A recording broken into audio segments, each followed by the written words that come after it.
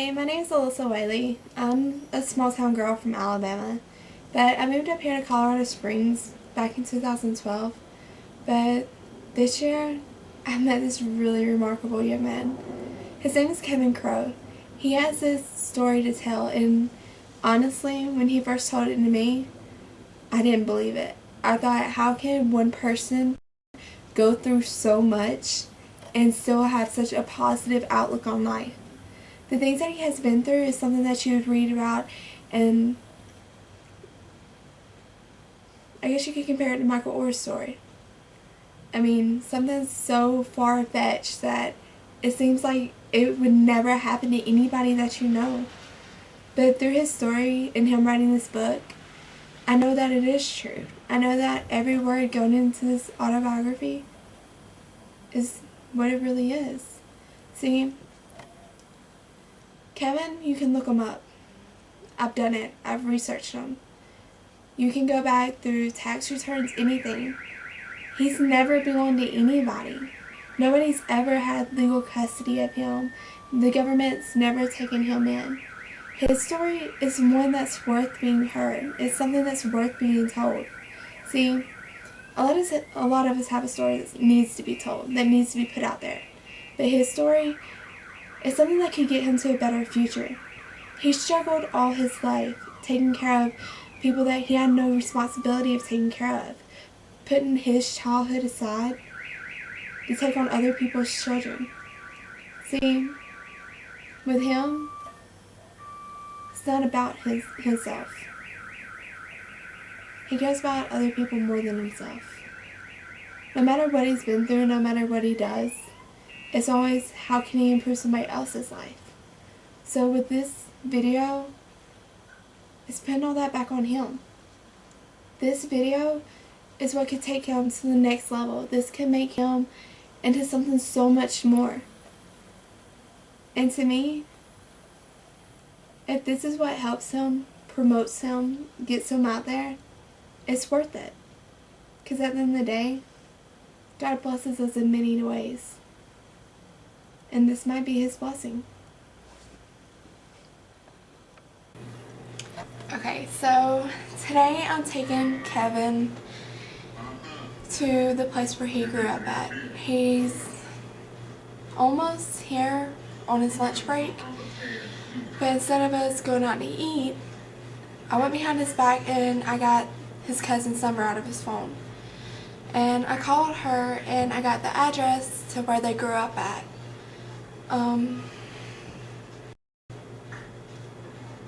This could be a really bad idea, or it could be something really good. He hasn't been back to this place that I know of at all. But this is a place where everything got stripped away from him. He got evicted, he lost his cousins, he saw his grandmother go through a mental breakdown and get taken away. This is where he became homeless at. I don't know how he's going to react. I don't know what he's going to say. He could be really mad at me, or he might finally open up to me. See, I know a little bit about his situation. I've read almost all of his book that he's been working on. But this is a touchy subject with him.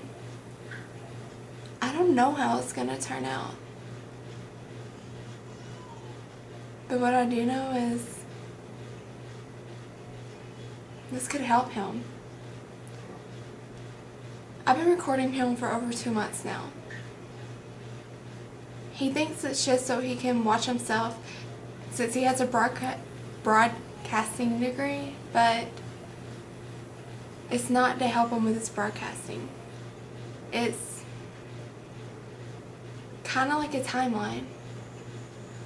It's him telling me about his past and me putting it all together for him.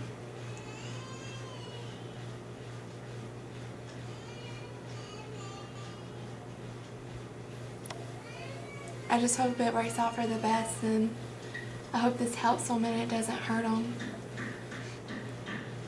You might see emotions that I've never seen from him before. All I know is that this is going to be painful for him. But I know at the end of the day, it can help him. And bringing out this pain in him can make his book so much better.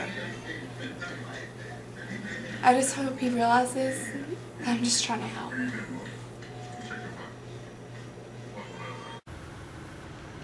So are you mad at me? I'm gonna say yes, definitely. I kind of figured we was grabbing a bite to eat. I just want to know how you got this information about me staying here. I went through your phone and I got your cousin's number out and I asked her to give me the last place that y'all lived that she remembered. And she gave me this address. So I wanted to bring you back here to kind of help you, not bring you back to the pain or hurt you, but just to give you a little bit extra push in your book. All right. Well, I can't say that you didn't give me the extra because you did. Do you have any idea what this last place represents for me? No, that's why I brought you back here, so you could tell me, so you can open it up to me and let me know who you are, where you came from.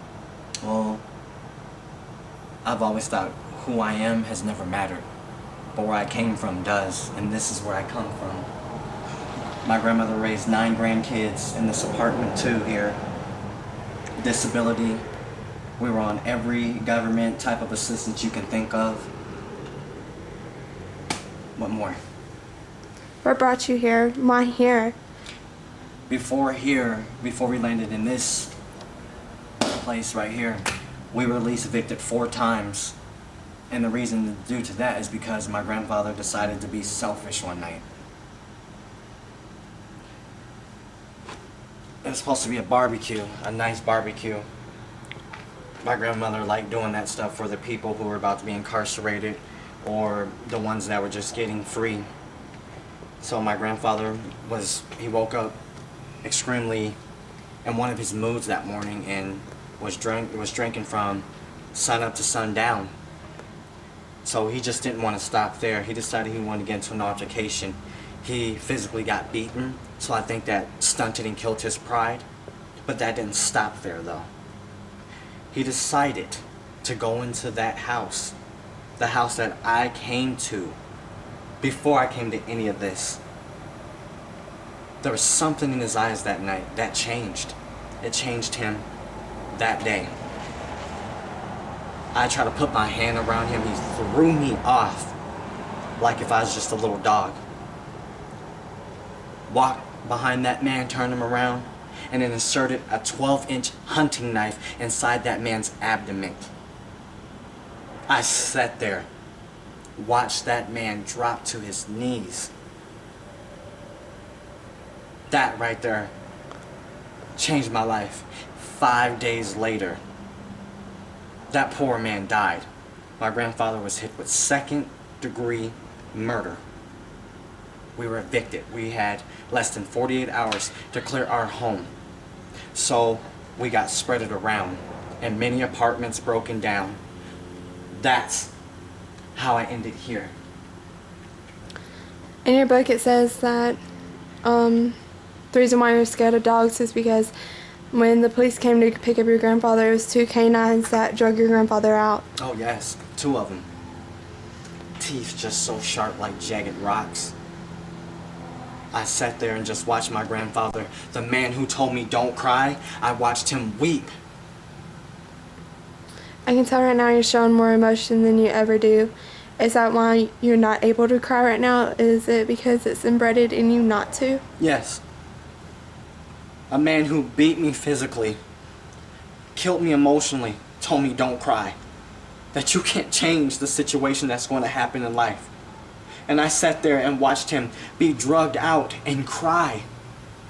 The last memory that I got of my grandfather was seeing him through a 6-inch glass cell in Colorado's maximum security penitentiary system. That's the last time I've ever seen him. What'd that do to your grandmother? It killed my grandmother. But all I can tell you is that poor lady, disability and all, made any will that she could. But once she stepped inside of this right here, It broke her. I can't even remember to sit here and tell you me walking down this street, graduating my 8th grade year, coming around here, supposed to be happy, but I pull up 3 vans taking my cousins into DHS. I watched them get put, stripped into a van. Little did I know they were going into the foster care system. I sat right here. I cried my poor eyes out right here, waiting for my grandmother to come and hold me. When she came here, all I had to do was help her because she was so high off heroin and cocaine that she was incoherent. Why didn't they take you too? I ran. My whole life, I ran. I ran. Last memory that I have of this place was waking up one morning, my grandmother naked lying on the kitchen floor, seizing from the mouth as she had an overdose. I sat there as a little boy and put a blanket over my grandmother and dialed 911, not knowing she's going to live or die. But the worst thing about it is, Alyssa, I never got to tell my grandmother goodbye. Never. That's the last memory that I have from this place right here.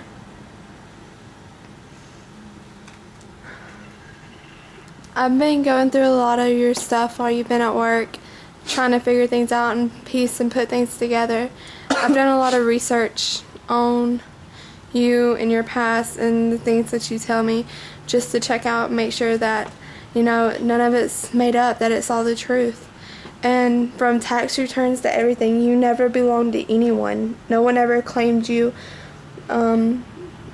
Your birth certificate, social security card, nobody even knew where they were at. You had to get them remade. Where's your mom at? That lady's never been around. And I mean that no form of disrespect. But to me, that lady has never been around.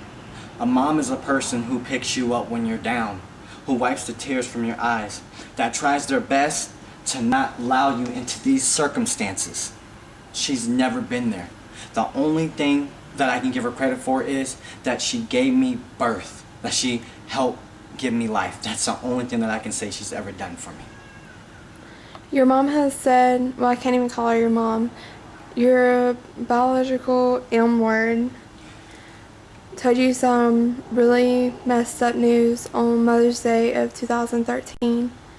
Do you want to tell me? All I did that day was sit there and just try to ask for some questions to why I am the way that I am. And she told me, there it was loud and clear, I'm a product of rape. I froze that moment in time and just thought to myself, could this be the reason why she never wanted me? It hurt so much inside. Any mirror that I came across, I would just tear down. I could not stand looking at myself in that mirror to know that I am a seed of something literally and physically disgusting. So that made me feel like I was nothing, like trash. I was belittled. So I thought to myself, is this what I deserve because I am a product of something like that? But then I always ask myself, there's millions of kids that go through these things. Least allow me to go there legally. I didn't. She just threw me away. My poor grandmother did what she did, and then that's when I stepped up and thought being a man was doing it all this way, but literally it took pieces of my life away. Never had a father. I taught myself how to shave. I taught myself how to drive. I taught myself how to walk the way that a man should and try to fix my mistakes along the way while still making mistakes. From your book, it says that you've done a lot of things that you knew that was wrong, but you didn't have a choice. I mean, your grandmother couldn't even afford to buy you and your cousins clothes. You'd have to wear your cousins' clothes. You'd have to go to school wearing girls' clothing just so you could have clothes on your back. Yes.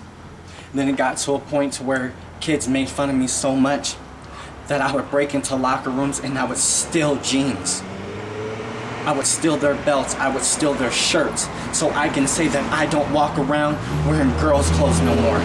Because my grandma did as much as she can with that much help. And that help that she got right there was the fact of them coming by and just giving them another kid to drop off. That's as much help that my grandma ever got. I was in the room with you on Father's Day 2013 when you called your mom trying to get more information so that you could put it in your book. You had it on speakerphone so I could hear, and she pretty much told you that you were nothing, that she didn't want anything to do with you, that she didn't love you, she didn't care for you, that she had her son and her grandson and that's all that she needed. But in this all, you know you had a sister. She says that she died. But through records and all, there's no death certificate, anything. With what all your moms put you through, how do you feel about all of it? I feel like I'm a mystery to myself, to anything that I accomplish, to anything that's still there yet for me in the future. I feel like I'm a mystery. Because the answers that I've begged, I literally begged.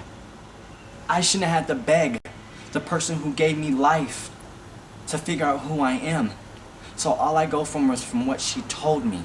And to feel the way that I felt that day, that I'm nothing to her, it literally crushed my soul. And I never thought in building myself the way that I am strong, at least I think that I'm strong. I built myself that way and it crushed those walls for me, Alyssa, it really did.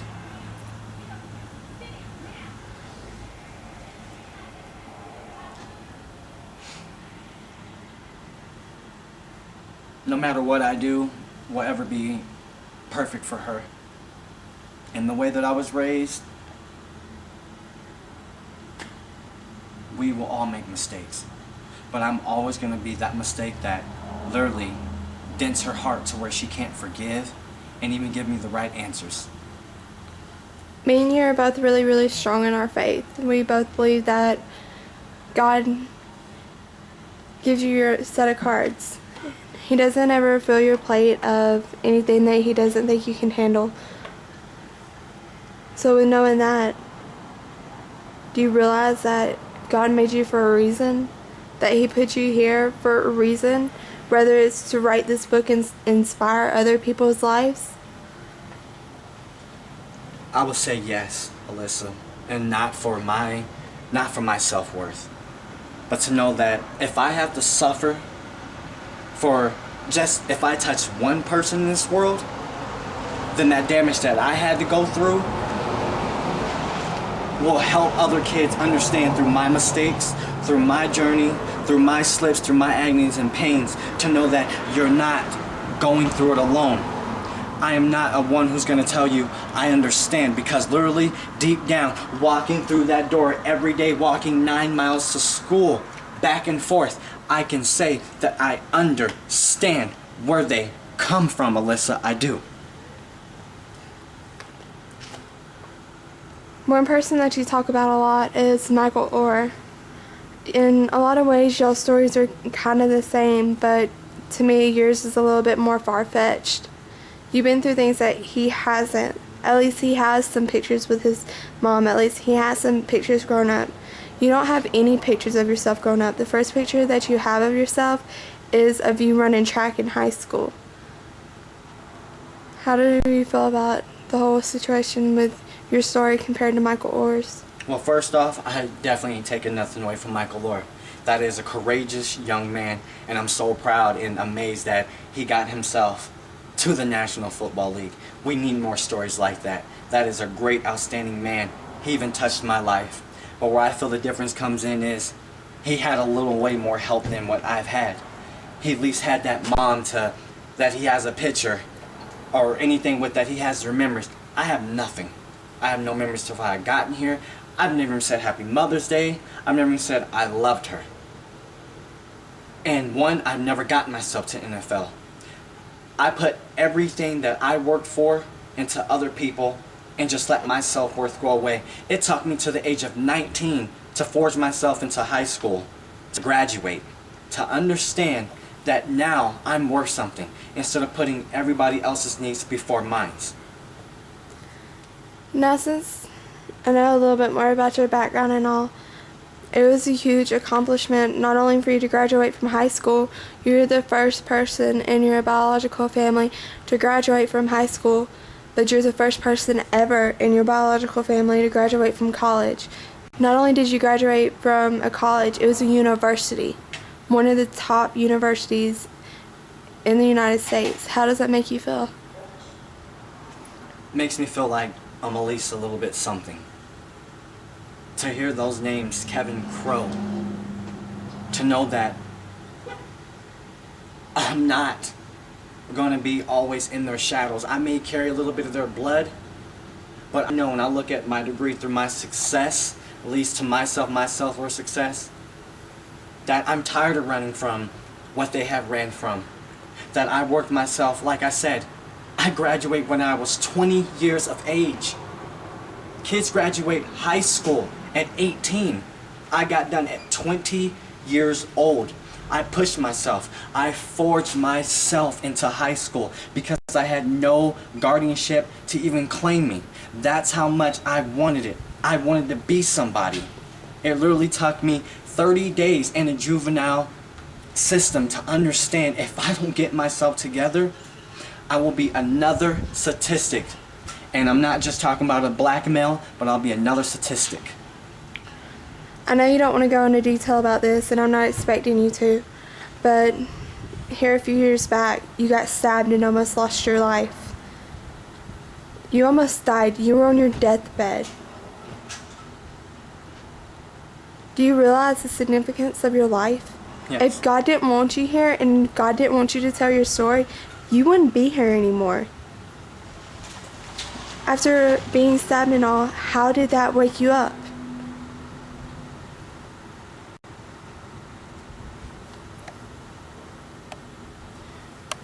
It took those nine painful days in ICU, fighting for my life to know that I'm finally worth somebody. I can't sit here and tell you that I have not made many mistakes through my life, because I have. I made many shares. But that day, literally, I will always get goosebumps what had changed my life. That is the reason it inspired me to write this book. I said, I respect Michael Lord, but I literally fought for my life, not from this, not from a little kid, but literally someone trying to take it away from me. Strong-minded, strong-willed, strong heart. To many kids out there, I want this to help them change them. Because I don't want you to be in the same mistakes and run into what I did to almost end it. When you're on your deathbed, I read that you saw the light, that you were about to be taken away from not only, your son, but from this earth. What did God tell you? The words that my Father in heaven told me was, it is not your turn. And whatever it was, he sent me back.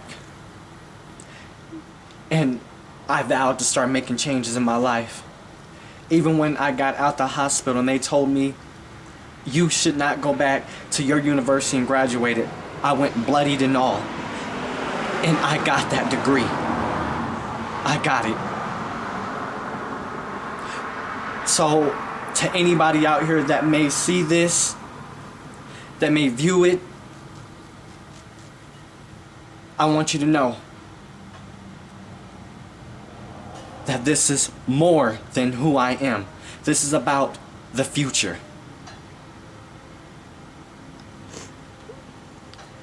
With that, are you talking about your book? Who can see and view your book? Who can, read little bits and pieces of it?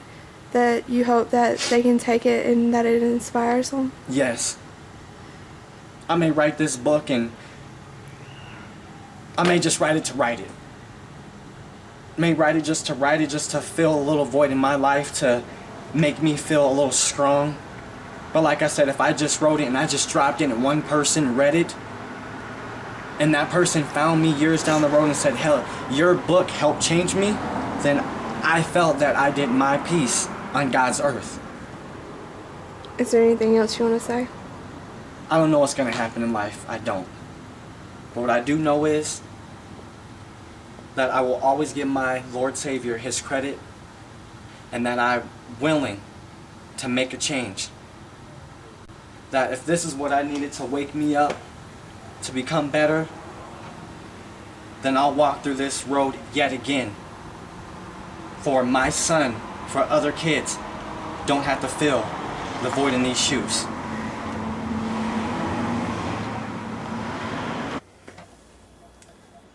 So now since y'all have seen it from me and y'all have heard it from him, I hope that y'all realize that he deserves this. He deserves a chance to get out there, for his book to be promoted, for people to know who he is. In order to make it to the top, you have to know somebody who knows somebody. But when you come from nothing, you don't know anybody to get you to that next level. It all depends on you.